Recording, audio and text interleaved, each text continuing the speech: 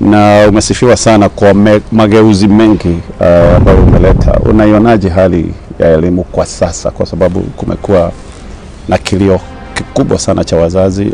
Wiki iliyopita sijui kama mambo yamebadilika, tulisikia 400,000 ya wanafunzi wako wamerejea shuleni au wa grade 10. Najua yale mambo ambayo yanafanyika na nitaeleza polepole kwa hili swali, kwa sababu ni swali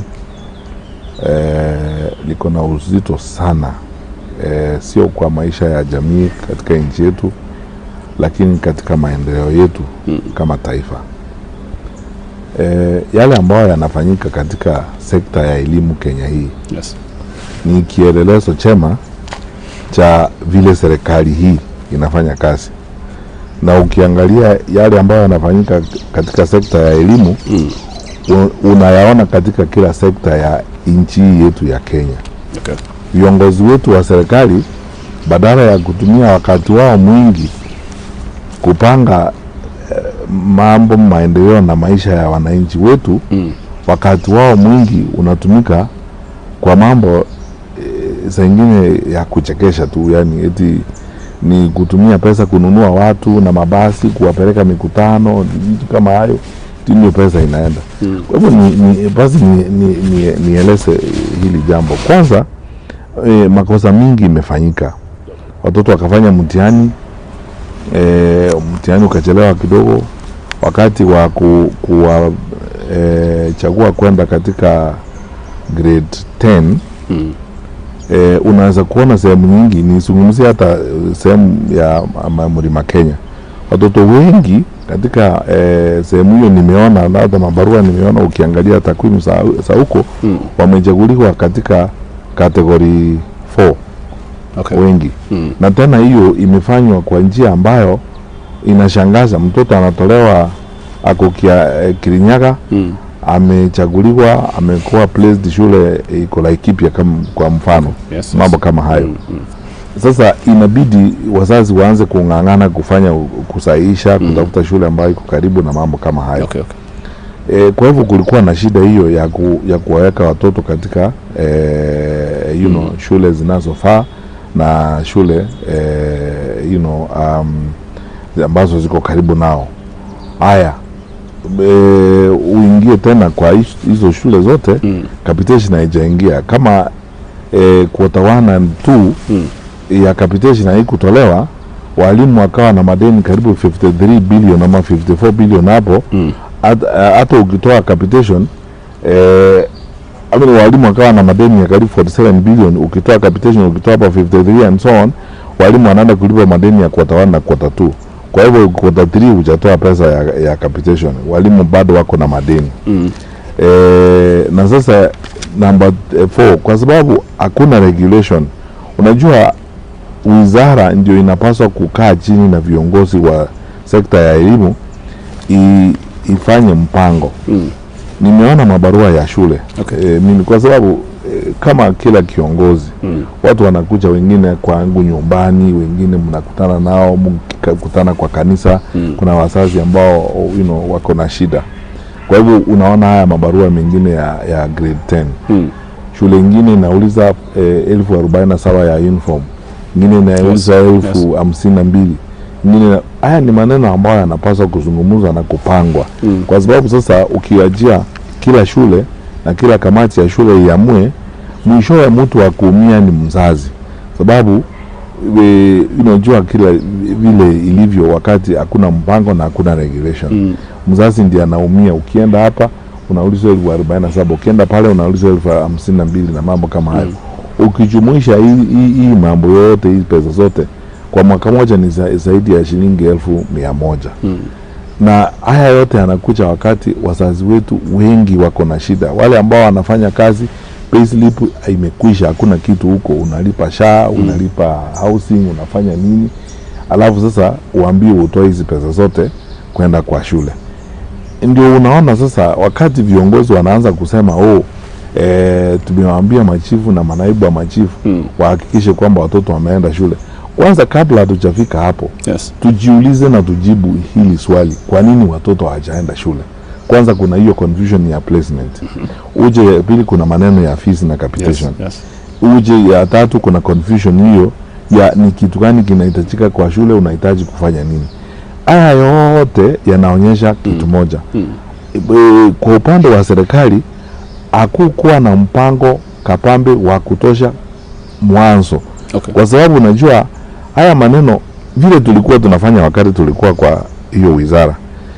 Mimi kama ningekuwa kiongozi wa nchi hayo ni maneno ningemaliza mwezi wa Novemba. Okay. Kabla wazazi hawajaenda Christmas na mambo mengine. Na waziri mkae chini na waziri ya kuonyesha hii ndio inafanyika. Na waziri aanze kuhusisha kamati za wazazi na shule. Anatangaza pale mapema even kabla placement haijafanyika. Kila mzazi Kenya, kila kamati ya wazazi, kila mtu, viongozi wa dini ambao kwa sababu dini imeegeza sana kwa elimu, kila mtu anaelewa ni kitu gani kinafanyika. Okay. Sio eti ungojee sasa kwanza mtihani utoke. Pili, placement ni shida kubwa. Tatu, sasa taharuki imetokea, kila mtu anaenda mwingine north south, hakuna mtu anaelewa kitu gani inaelekea. Na unaona wazi kwa wakubwa wa serikali wao wenyewe, mmoja anatuambia wale wameenda shule ni 61%, mwingine anasema ni 71, mwingine anasema ni 91, na wote ni serikali moja. Unaona clearly kuna shida ya coordination kwa serikali, kwa sababu wakati ule tulikuwa tunakaa chini nikiwa katika wizara, even wakati nilikuwa nimetoka katika wizara ya elimu, nikiwa Ministry of Interior, kwa sababu coordination of national government pia ilikuwa responsibility yangu. Yes. Tunakaa chini, waziri wa elimu Profesa Magoha, mimi mwenyewe tunakaa pamoja, na tukitaka mambo ya takwimu za kuenda shule tunaita Minister of Planning. Kwa sababu yeye ndiye akona Kenya National Bureau of Statistics. Tunatafuta mbinu ya kujua hakika ni nani yako wapi na ni nani ameenda wapi. Okay. Kufikia Novemba tumepanga hii maneno yote imemalizika. Sasa sio eti zote tunashitukia, wakati mwingine unaona mawaziri wenyewe, watu wengine wakubwa wa serikali wanaulizwa maswali hawezi kujibu wewe vizuri. Kwa sababu hakuna mpango, hatujatilia maana hii kazi. Hiyo ndio sio priority yetu. Sasa mzazi na mtoto na mwalimu wote wameachwa. Okay. Kujitetea. Hiyo ndio shida tuko nayo katika sekta ya elimu. In total, mtu akikuuliza tu describe sekta ya elimu in Kenya in one word, chaotic. Okay. Shida, hakuna mtu anaweza kukuambia kitu ya kweli. Sasa angalia wale wamefanya KCSE, wale wamekuwa selected kwenda university, na TVET hapa katikati nini inafanyika. Mambo ya student loans, sijui kama kuna mtu anaelewa ni kitu gani inafanyika. Kila nikienda niko nje na kukutana na wananchi, nilikuwa kwa mkutano wakati mwingine Kisumu, nakuta wanafunzi wa vyuo vikuu wengine wanakuambia mimi nimesimamisha, nimedefer and so on. Nitarudi baadaye kwa sababu siwezi kulipa hiyo pesa. Wewe jiulize Katonye, tukiendelea namna hii miaka 3 ama 4 nyingine, kutakuwa nini kwa nchi? Tukiendelea na hii shida, unaona namna hii confusion hii, wasiwasi inaendelea namna hii. Ile kitu tu inaendelea, ile kitu ya muhimu kwa hawa wenzetu, ndugu zetu viongozi wa serikali, kitu muhimu kwao ni baraza, kubeba watu, kuwalipa na kujipiga kifua. Okay. Hakuna wewe niambie, hizi pesa zote zinalipwa, watu wanalipwa huku, wanabebwa na mabasi. Kama hii pesa yote ingekuwa kwa ministry, tuna pesa ya kutosha Kenya. Hiyo ndio ninasema. Tuna pesa ya kutosha Kenya. Okay. Wale tunauliza uongozi because tunakuzaisha haya. We want to fix this. Hizi pesa zinanunuliwa watu kila siku, wanapelekwa sijui wapi, State House wapi, sakana kupewa pesa. Hii pesa yote tuiweke kwa Ministry of Education. Tulipie watoto wetu shule, ili capitation iingie mapema, watoto wapate huko shule. Kifunguliwa pesa iko kwa shule. Na umesema pesa iko. Sasa wewe jiulize, hii ya group watu inatoka wapi? Okay. Mheshimiwa, wazazi especially wa grade 10 wanalia, wanaongezewa pesa, lakini hizi ni pesa fiche, zinafichwa, development fees. Wakati wako hii shida haikuwa. Uliwezaje kudhibiti hili jambo? Kwa sababu number 1, na unajua Katonye, wakati huo watu walikuwa wananiuliza mbona ninaenda shule, na nilikuwa naambia watu uwezi kufanya kazi mahali wewe uelewe.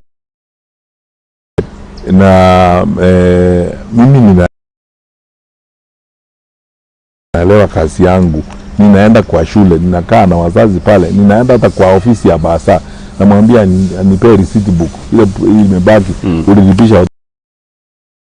Kwa Education Act, sheria ya ile ndio inasimamia shule. anahitaji kujua. Yanasikitisha, na unikubalie niongee haya kwa ubana kidogo. Unawezaje kuwa uko na mke ako na mimba, unajua majaliwa ya Mwenyezi Mungu miezi 9 kutoka sasa tutabarikiwa kutakuwa na mtoto. Wewe unakaa tu kiregarega huko, unangoja miezi 8 na nusu ndio unaanza kukimbia kuuliza watu, by the way, watu wakizaa wanaendanga wapi, and so on. Hivyo ndivyo serikali yetu inafanya saa hii. Mimi nashangaa ni kazi gani inafanyika katika wizara ya elimu mpaka ufike wakati huu wazazi wanateseka namna hii. Watu tuko wapi wakati huo? Wale tumepewa majukumu ya kufanya hii kazi tuko wapi? Na tena unajua hii si ni kitu ngumu kufanya. Sisi wakati tulikuwa kwa wizara, hiyo ndio kazi yangu. By January kama mtihani unaenda kufanywa mwezi wa Oktoba, tukifika February mimi nauliza ni watoto wangapi watafanya mtihani mwaka huu. Kwa hiyo grade 9 ni watoto wangapi? Ninajua naweza kukuambia ni watoto wangapi. Nafasi zile tuko za grade 10 ni ngapi? Tunahitaji kufanya nini kuhakikisha kwamba grade 10 ikifika tuko na vifaa vyote tunahitajika kuwa nazo? Na hao tunawaplace namna gani? By the time tukifika mwezi wa 7 saa ile budget imesomwa na imepangwa, mimi nimeanza kupanga pesa zangu na mambo yangu, kwa sababu wale wazazi wako pale nje, walimu na watoto wanategemea sisi kama viongozi wa sekta ya elimu kufanya haya maneno. Kwa hivyo ni kujibu directly, ni kujipanga, ni kuwa na information ya kutosha, ni kushughulikia kazi yako, kuamka asubuhi ushughulikie ile kazi umepewa ufanye. Na ukifanya hiyo kazi kwa uaminifu na uadilifu, hakutakuwa na shida yoyote. Hii ni kazi rahisi. Mimi ni kazi rahisi mpaka ninashangaza wengine. Ndio nasema Wakenya nipe hii kazi muone. Hakuna siku mtaamuka hata siku moja. Hakuna siku mtaamuka kuuliza eti watoto wamepeleka wapi. Sasa ndio watu tunakimbia hapa and down kuuliza vitabu ya grade 10. Tulikuwa wapi miaka iliyopita? Una maoni yapi kuhusu mjadala wa wanafunzi wasipelekwe shule pali na kwao, especially lakini kama day school unajua kama day school unajua ni mambo ya common sense. Kama day school unajua ni watoto wanaenda shule asubuhi na wanarudi, na tulikuwa tumeanza mpango wa kuhakikisha kwamba idadi kubwa ya wanafunzi wetu wanaenda kwa day school, kwa sababu boarding school ni nzuri ndio, lakini zingine zina changamoto nyingi. Na ndiposa tu wakati wa 100% transition Mheshimiwa Rais Kenyatta alizingatia eti tuweke pesa nyingi kusupport infrastructure development, tuwe na classrooms, tukishirikiana na wajumbe wa bunge. Kusema ukweli, wajumbe wengi wa bunge kupitia kwa CTF wamefanya kazi nzuri sana ya kujenga madarasa katika secondary schools za nyumbani. Kwa hivyo tukishirikiana sisi wote tuwe na madarasa ya kutosha, tuwe na vifaa vya kutosha and so on. Mimi kwa maoni yangu tunahitaji kuongeza nafasi za shule, nafasi za vifaa vya shule na njia ya kufundisha na kuelimisha watoto wetu. Mahali hatujafanya tuendelee kufanya, sababu unajua mimi sijui nchi dunia hii kama wewe unajua. Katonya anaweza kuniambia, mimi sijui nchi dunia hii ambayo imemaliza kujenga shule, imemaliza kujenga kila kitu. Ukienda hata nchi kubwa, hata uende Marekani, uende Uingereza, bado hata saa hii watu wanazidi kupanua vifaa vya elimu, kwa sababu elimu inapanuka, tunaendelea kuzaa, idadi ya watu wetu inaendelea kuongezeka, na kuna watu kutoka nchi zingine ambao wana nia ya kuja kujifunza ama kufanya masomo yao hapa. Kwa hivyo tusingatie kwamba tukae tukiendelea mbele kufanya haya, kwa sababu nikupee mfano moja. Wakati nilikuwa katika wizara ya elimu, ile shule ya wasichana ya Mama Ngina ya Mombasa town, yes, siku moja nimeenda pale nikapata wazazi karibu 200 huko nje, literally wanalia majosi hapo. Kila mtu anataka kuingiza mtoto hapo na nafasi ni kidogo, na hiyo shule imekuwa hapo school tangu the 60s and so on. Sasa tulikaa na Mheshimiwa Rais tukasema hatuwezi kuendelea namna hii, tuende pale tutafute shamba pale Shanshu, tukate shamba kidogo kutoka Shimo la Tewa Boys High School na Prison Service. Hizi zote ni mashirika ya umma, tupate nafasi ya kutosha, tujenge shule kubwa kiwango ya Alliance Girls. Okay. Tuweke watoto. Sasa hiyo shule kuna wanafunzi zaidi ya 1000. Okay. Na tunaweza kuendelea namna hii. Twende Garissa tufanye hivyo, twende Mandera tufanye hivyo, twende Wajir tufanye hivyo, twende Kwale. Sababu in fact kutoka Mombasa tulikuwa tunaelekea Kwale. Tulikuwa hata tumetenga ardhi Kwale. Waziri wa ardhi Mheshimiwa Farida Karoni tulikuwa tunaongea na yeye, tumetenga ardhi Kwale 100 acres ya kujenga tena shule nyingine kubwa pale kama Alliance High School. Ya kuchukua watoto 1500 na zaidi. Tuendelee namna hiyo kupanua maendeleo ya nchi. Okay. Ni kuhakikisha kwamba tunaendelea mbele kila wakati, tunasonga mbele kila wakati. Tusipoteze wakati kusumbuana sahi, bora tu tufanye the right thing sahi. Okay. Mheshimiwa, maafisa wa serikali kwa sasa wanasema wanatumia jina bungled. Mlifanya makosa kubwa wakati wa implementation. Uliacha hata CBC, siku hizi inaitwa CBE, ati kwamba maybe we were not ready as a country. No, unajua Waswahili walisema zamani wajembe si mkulima.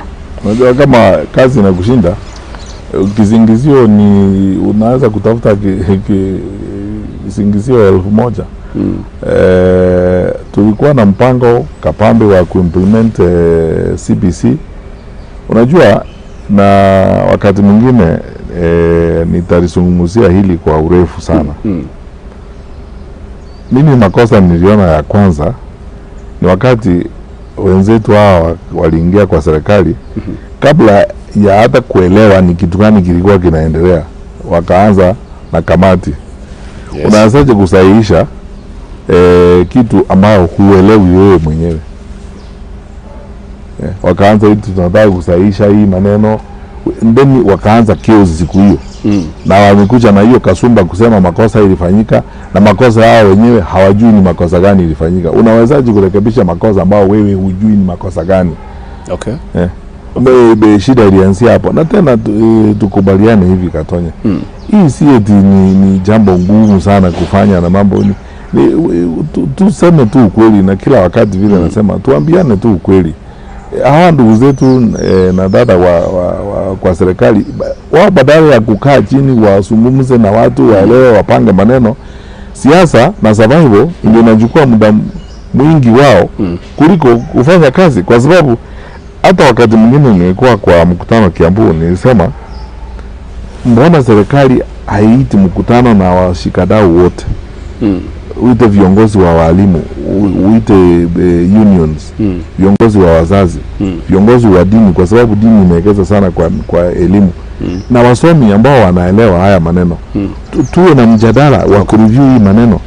Kama mimi ningekuwa rais wa nchi hii, kwa sababu this is a new curriculum, ningekuwa kila mwaka ninakuwa na the brief report na review kila mwaka. Tunaendelea namna gani, tuko na shida mahali, na mwambia waziri nataka uangazie hii, ukae hapa kama rubani wa ndege anakaa kwa cockpit, kwa sababu wewe ndio unatubeba, unabeba watoto wetu wote, wewe ndio rubani. Kila mwaka ukifika utafute wiki moja ukae chini na washikadau wote, muelewane shida iko wapi, na tuanze kuanticipate mbele. Tukifika pale huenda kutakuwa na shida fulani. Okay. Tuone kama serikali vile tunaweza kujitayarisha, tuwe tayari sasa kushughulikia hilo jambo kabla alijafanya. Ilikuwa makosa kufutilia mtambo wa NEMIS, uliacha NEMIS, sasa kuna hiyo ndio makosa kubwa zaidi wamefanya, kwa sababu NEMIS tulianza na National Education Information Management System. Yes. Ni mradi tumefanya na World Bank, umechukua pesa mingi sana. Unaona hii shida, unaona saa hii ya placement ya watoto imetokana na hiyo shida. Na tuseme tu ukweli, it's not right to pass judgment, lakini you know we are not fools. You can see clearly the doing away with NEMIS haikuwa kitu eti NEMIS imeshinda kufanya kazi. Okay. Ni corruption tu, kujaribu kutafuta system nyingine ya kufanya tenda nyingine watu wapate pesa. Kwa sababu even NEMIS had a problem here ya tenda. Mbona tu kusema tukae chini tujue how do you even do with the program you have not reviewed? Okay. Ujaangalia useme makosa ilikuwa wapi. Na wakati tulianza NEMIS, Wakenya waelewe. Mpango wa NEMIS tulifanya kuhakikisha kwamba kila mwanafunzi ambaye anaingia shule anapewa UPI namba kama ID card ya mwanafunzi. Yes. Na unatumia hiyo namba tangu uingie standard 1 mpaka PhD ndio unatumia. Yes. Tukifanya transfers ya shule, ya pesa ya shule, Kama tunatuma pesa kwa primary school, tunatuma tukitumia namba zile tuko nazo za wanafunzi. Secondary school the same. Tukienda placement ya TVET na placement ya university na placement ya KUPS, wote hiyo ndizo namba tunatumia all the way. Kwa sababu hiyo inapunguza kufanya makosa.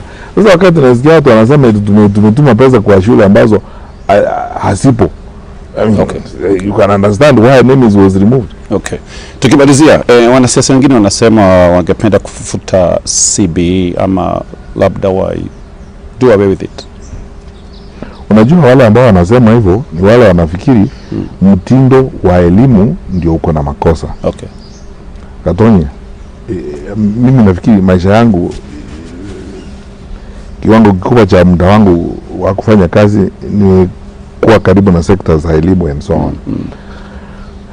Ukienda Amerika, mtindo wa elimu ni tofauti. Ukienda Finland, ukienda India, ukienda Australia, lakini wanafunzi kutoka Australia, India, Kenya, Uganda, Nigeria wanakutana University Cambridge.